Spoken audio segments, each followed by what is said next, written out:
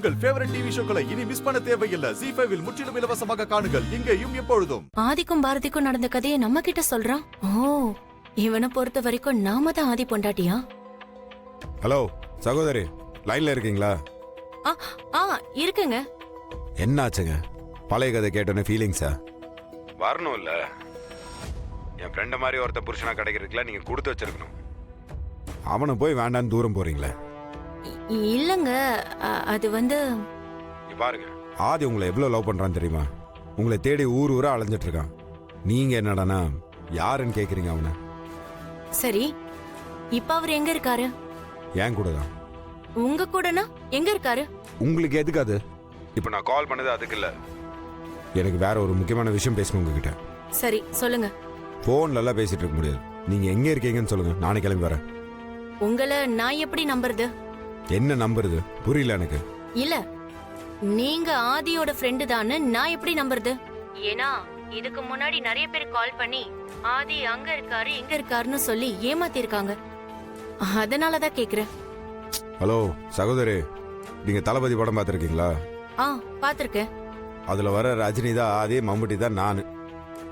மகாபாரதம் படிச்சிருக்கீங்களா? இல்ல. படிக்கலனாலும் பரவாயில்ல, அதுல கர்ணன் யாரு தெரியுமா? துரியோதனை யாருன்னு தெரியுமா உங்களுக்கு? தெரியாதுங்க. நீங்க அதெல்லாம் விடுங்க, நீங்க எங்க இருக்கீங்கன்னு சொல்லுங்க. இப்போ நான் நேர்ல வந்து பேசுறேன்.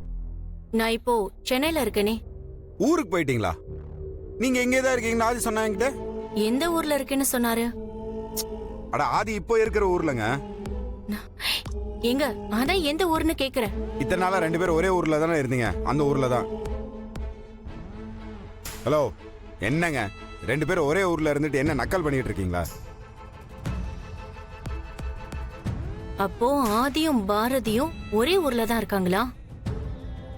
சரி விடுங்க, எப்ப நீங்க இந்த ஊருக்கு வரீங்க? இல்லங்க, நான் இனிமே அங்க வரதா இல்ல.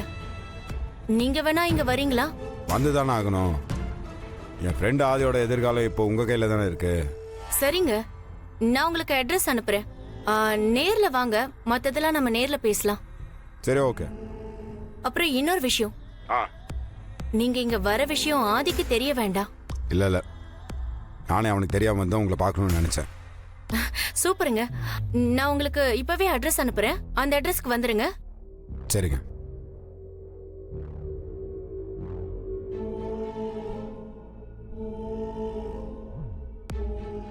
அப்பா, அப்பா, வரமா, சீக்கிரம் வாங்க. என்னம்மா? அப்பா, எவனோ ஆதியோட ஃப்ரெண்டு ஒருத்தன் எனக்கு ஃபோன் பண்ணி நான் தான் ஆதி பொண்டாட்டின்னு நினைச்சு பாரதிக்கு நடந்ததெல்லாம் எனக்கு நடந்த மாதிரி சொல்றான். அப்புறம் ஆதிய பத்தி என்கிட்ட பேசணும்னு அட்ரஸ் கேட்டிருக்கான்ப்பா. அவன் இங்க வந்ததும் அவனை வச்சு ஆதிய புடிச்சிடலாம். அட போமா, நமக்கு ஆதி இருக்க இடம் தெரிஞ்சா மட்டும் நம்ம என்ன பண்ண போறோம்? ஒன்னும் பண்ண முடியாது. பா, ஆதி எங்க இருக்காங்கிறது நமக்கு முக்கியம் இல்ல.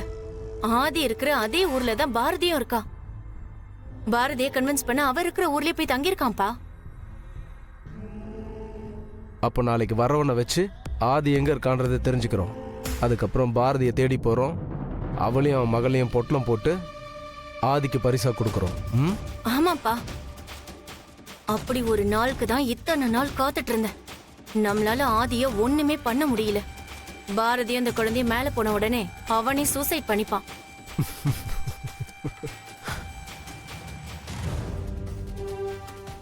ஜீ5 ஆப்பை டவுன்லோட் செய்து அனைத்து எபிசோடுகளையும் இலவசமாக பாருங்க.